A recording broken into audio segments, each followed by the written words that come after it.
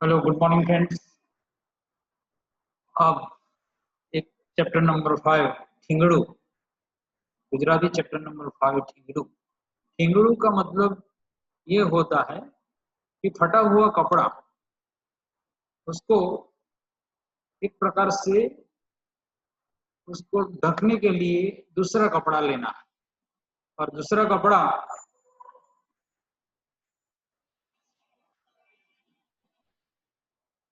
कपड़ा को लेके इसी प्रकार का मैचिंग, जिस प्रकार से हम रफू करते हैं, नहीं तो ये कपड़े को हम सिलाई करते हैं, इसी प्रकार से एक फटा हुआ कपड़े को हम पहले के जमाने में ऐसा काम करते थे। जो टेलर के पास जाते थे, कपड़ा पुराने कपड़े को ठीक करते थे, इसको हम क्या कहते हैं? ठिंगड़ू। बहुत बढ़िया स्टोरी है, सुरेश जोशी ने लिखा हुआ है, सुरेश हरिप्रसाद जोशी। એટલે કે આ વાર્તા ઠીંગડું એક નવલિકા છે, વાર્તા છે। સુરેશ હરિપ્રસાદ જોશી કવિ, વાર્તાકાર, નવલકથાકાર, નિબંધકાર, સંપાદક, અનુવાદક તરીકે રહી ચૂકેલા છે। ખૂબ સરસ મજાના સુરેશ જોશીએ આ વાર્તા લખેલી છે।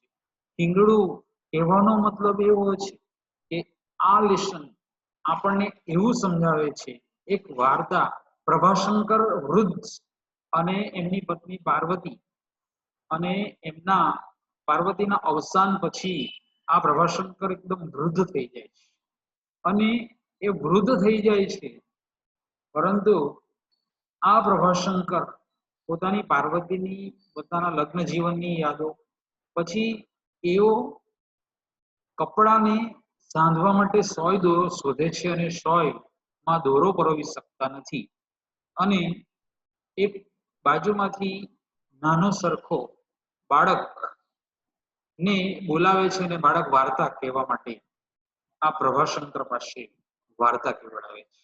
અને વાર્તા દ્વારા સુરેશ જોશી સુંદર મજાની રચના કરેલી છે। આ વાર્તા દ્વારા આપણને એક વિધુર वार्ता, एक विधुर यानी जो जिसकी वाइफ गुजर चुकी है, ऐसे इंसान को हम विधुर कहते हैं। तो ऐसा पात्र लेके, प्रभाशंकर नाम का पात्र लेके उन्होंने बहुत ही बढ़िया स्टोरी दी गई और उसमें ये स्टोरी के द्वारा हमको ये बताया गया है कि वृद्धावस्था है या कपड़ा पुराना हो जाता है तो उसके ऊपर यानी हम ठिंगड़ू यानी पुराने कपड़े को सिलाई करने के लिए दूसरे कपड़े के साथ हम सिलाई कर सकते हैं, लेकिन उसको नया नहीं बना सकते। इसी प्रकार से हमारा शरीर है या कपड़ा जीर्णताने निवारी शकाती નથી। આ બોધ સુરેશ જોશી આ વાર્તા દ્વારા આપણને સમજાવે છે। સુરેશ હરિપ્રસાદ જોશીનો જન્મ બારડોલી તાલુકાના વાલોડ ગામે થયો હતો। સુરેશ જોશીનું ઉપનામ છે સારસ્વત। સારસ્વત એમનું ઉપનામથી એમણે ઘણા બધા સાહિત્ય રચનાઓ લખેલી છે। મોસ વિશ્વવિદ્યાલયના ગુજરાતી વિષયના અધ્યાપક, મોસ એટલે મહારાજા સયાજીરાવ ગાયકવાડ વિશ્વવિદ્યાલય MS યુનિવર્સિટી ગુજરાતી વિષયના અધ્યાપક એટલે કે ગુજરાતી સબ્જેક્ટના તેઓ ટીચર અને વિભાગીય વડા હતા, यानी डिपार्टमेंट के हेड थे। स्वातंत्र्य गुजराती साहित्यમાં આધુનિકવાદને પ્રભાવક બનાવનાર પ્રમુખ પ્રયોગશીલ સર્જક क्षितिज उहापो एतद वगैरह सामयिकोना तंत्री गृह प्रवेश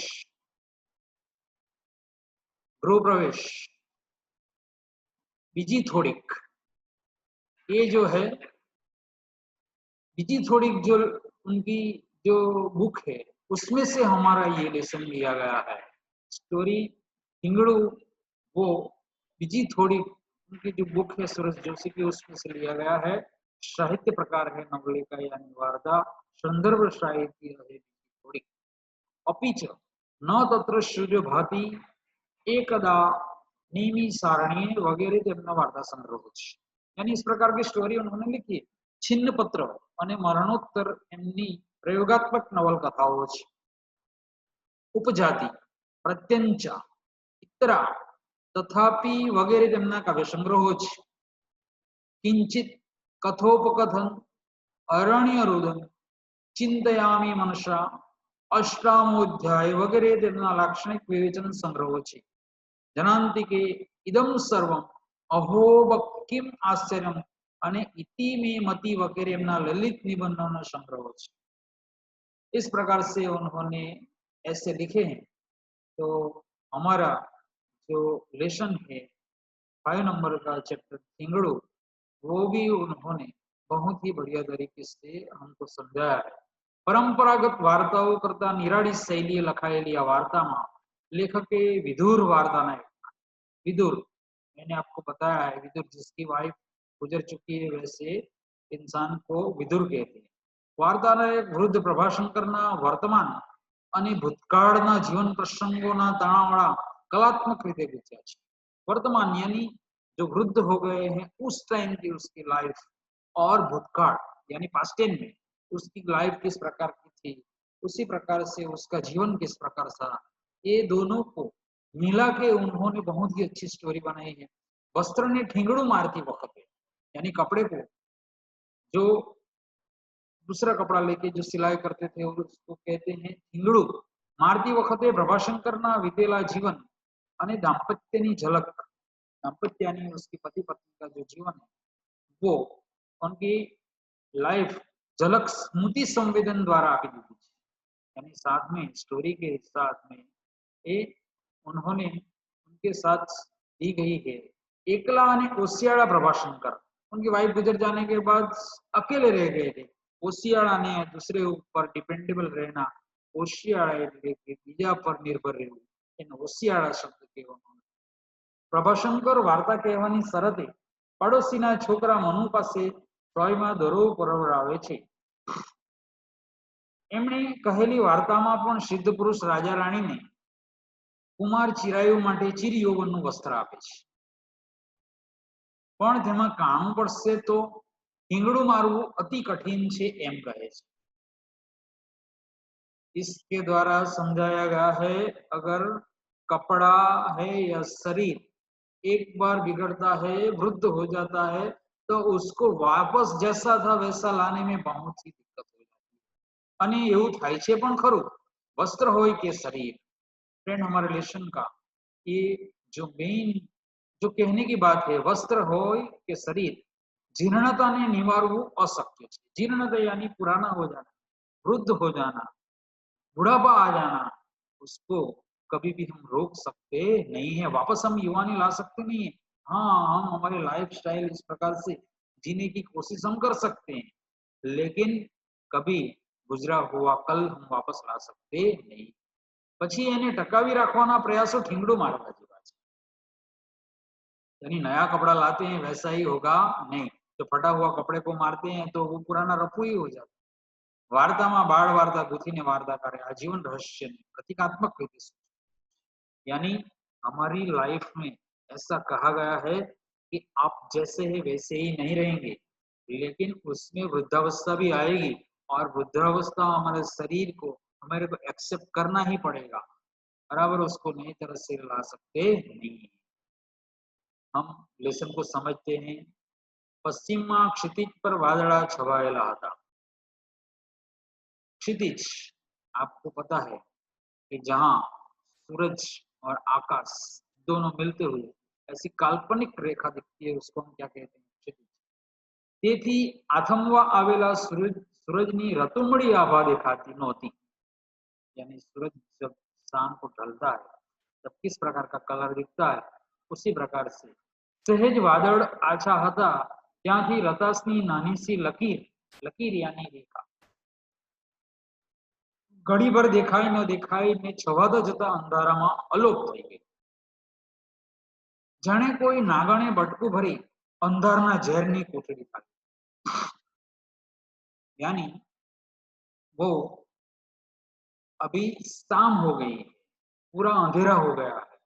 इसी प्रकार से कल्पना करते हुए सुरेश जोशी ने लिखा है। सुरेश जोशी बहुत ही बढ़िया लेखक है, उनकी जो एक एक सेंटेंस है बहुत समझने में बहुत ही हमारे बुद्धि का इस्तेमाल करना पड़ता है। पेट हलवाएलो अंधकार प्रभाशंकर ने पण 4 बजे घेरी पड़ो। इस प्रकार से प्रभाशंकर का जीवन था। उनके वाइफ को मर जाने के बाद उसके जीवन में जिस प्रकार का अंधेरा छा गया था, उसी प्रकार से वार्ता नायक सुरेश जोशी ने ये नागणे बटकू भरी ने, यानी जिस प्रकार से नागिन वो जहर डाल देती है और जिस प्रकार से काटती है तो वो उधर बराबर ब्लैक हो जाता है, जहर जाता है, इसी प्रकार से प्रभाशंकर के जीवन में भी अंधकार छाया गया। प्रभाशंकर गोखला माधी अंधकार, यानी ऐसा नहीं है कि रात हो गई है अंधेरा हो गया, ऐसा नहीं है, लेकिन जीवन एकदम दुखमय हो गया था। प्रभाशंकर गोखला माधी पानी चमची लीधी। फ्रेंड, ये सेंटेंस को हम अंडरलाइन करेंगे, ये समझेंगे, प्रत्यय में ये सेंटेंस आता है, इसीलिए ये सेंटेंस के नीचे अंडरलाइन करो। एक खोलीने आंखो झीणी करीने जोયું तो अंदर ચીમડાઈ ગયેલું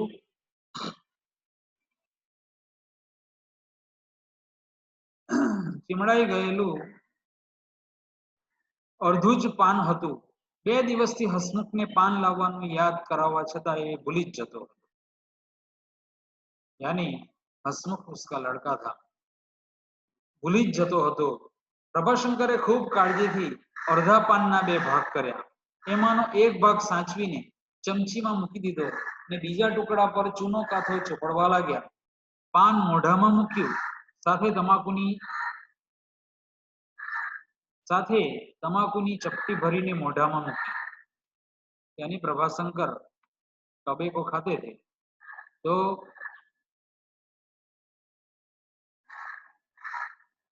हसमुख उनका जो लड़का था उसके पास पान मंगवाते थे, लेकिन 2 दिन से उसके पास पान मंगवाते थे, लेकिन वो लाना भूल जाता था। प्रभाशंकरे खूब काळजीथी अर्धा पानना 2 भाग कर्या। देखो गरीबाई किस प्रकार की होती है, जब तकलीफ होती है तो पूरा पान मंगवाया था, उसमें से आधा करते और उसमें से आधा करते। एमानो एक भाग साचवीने चमचीमां मूकी दीधो, यानी वो संभाल के रखा, दूसरे दिन के लिए काम ने बीजा टुकड़ा पर चूनो काथो ચોપડવા લાગ્યો।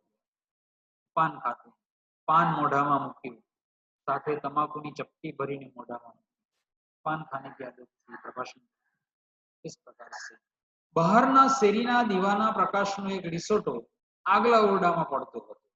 यानी उनका डोर बंद था, लेकिन बाहर जो प्रकाश था उसका डोर में से अंदर से थोड़ा प्रकाश आ रहा था। तेने अजवाड़े खीटीए भीरवेलो कोट लईने પહેર્યો। कोट पहले के जमाने में एक बंडी पहनते थे, उसको कोट। टोपी माथे मूकी, यानी सर के ऊपर रखी। घुटड़ो पानी पीने ज बाहर निकलवानी एमने टेव। यानी हम घर से बाहर निकलते हैं तो हमारी मम्मी हमको पानी पिला के भेजती है, यानी हमारे पापा जी को भी बाहर जब भी जॉब पे जाते हैं तो पानी देके घर से बाहर भेजते हैं, तो एक सुकन माना जाता है। इस प्रकार से प्रभाशंकर को भी एक पानी पी के बाहर जाने की इनकी जो आदत थी वो। पार्वती डोसी जीवता હતા ત્યાં સુધી તો બહાર જવાનો વખત થાય કે તરત પાણીનો પ્યાલો લઈને હાજર રહેતા। देखो प्रभाशंकर जिस प्रकार के लाइफ जीते थे उसका कल दिखाया जा रहा है अब, कि जब उनके वाइफ का नाम क्या था, पार्वती। पार्वती डोसी जीवता હતા ત્યાં સુધી તો બહાર જવાનો વખત થાય કે તરત પાણીનો પ્યાલો લઈને હાજર રહેતા।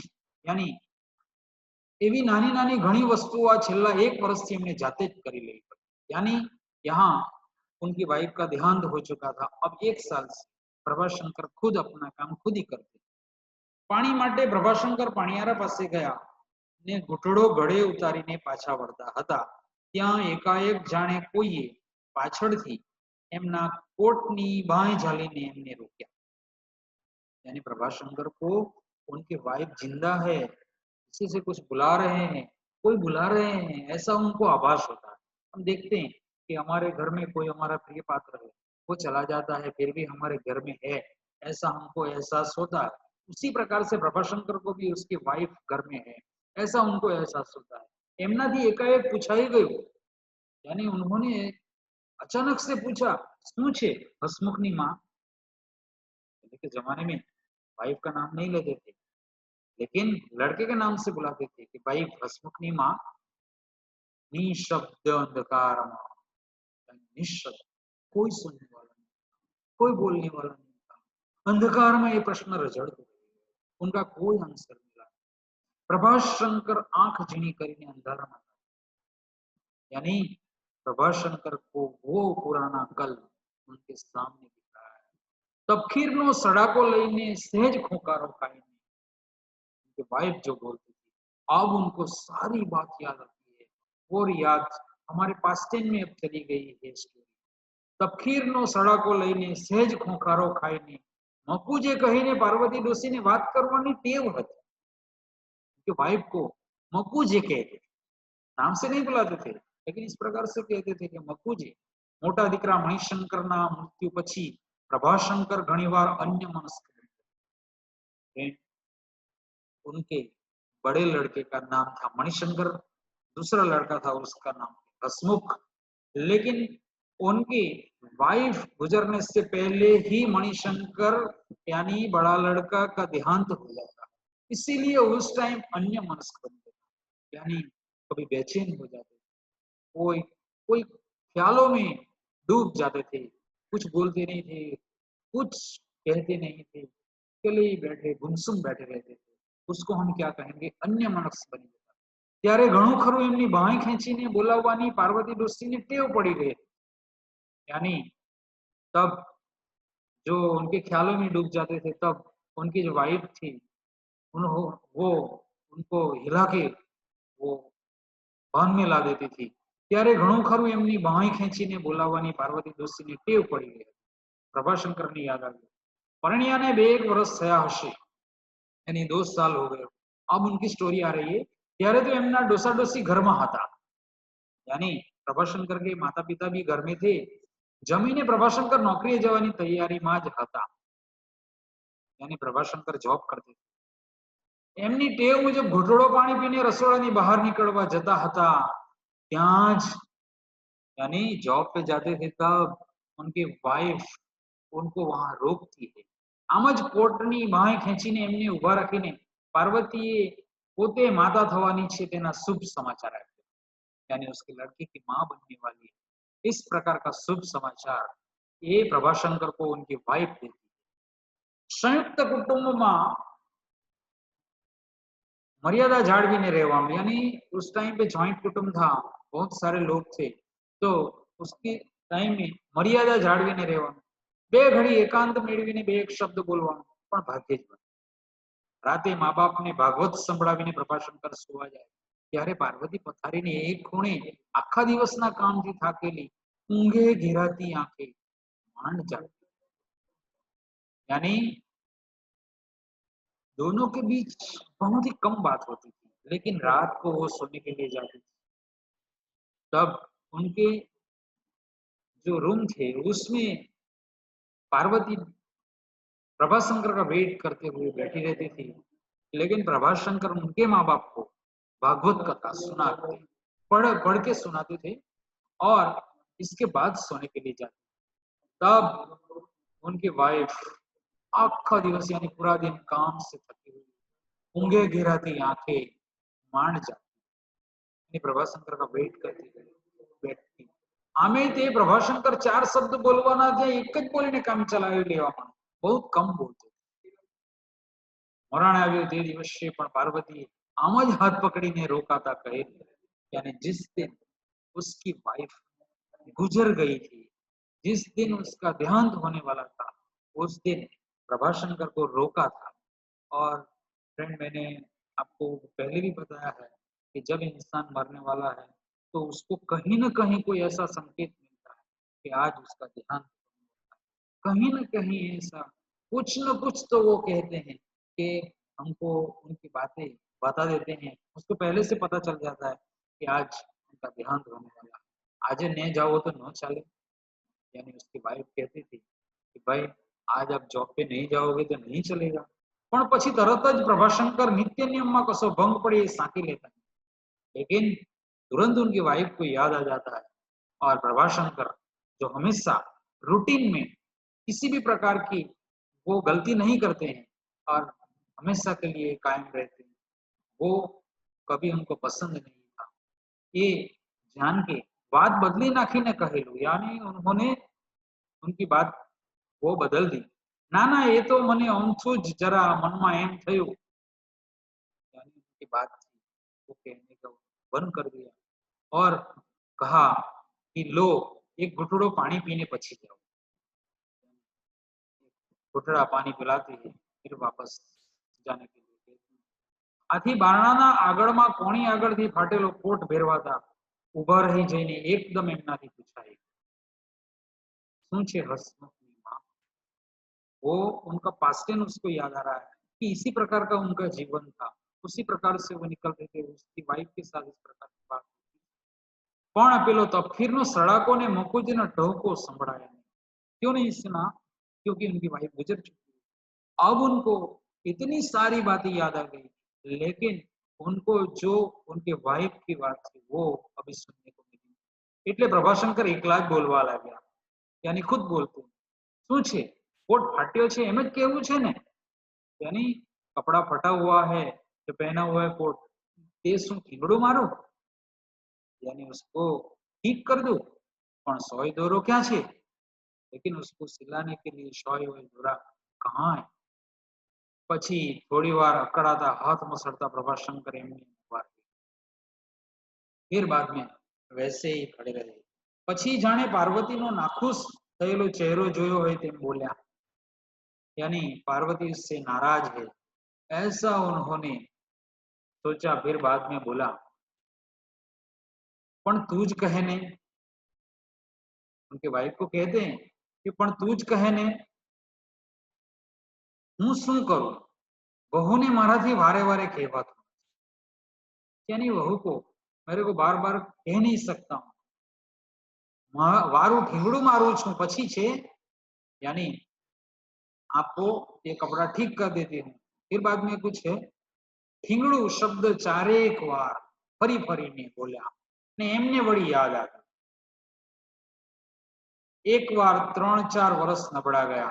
फ्रेंड, अपना जीवन है, जीवन में भी कभी कभी दुख आता है तो उसके साथ कॉम्प्रोमाइज करना पड़ता है, जीवन को चलाना पड़ता है।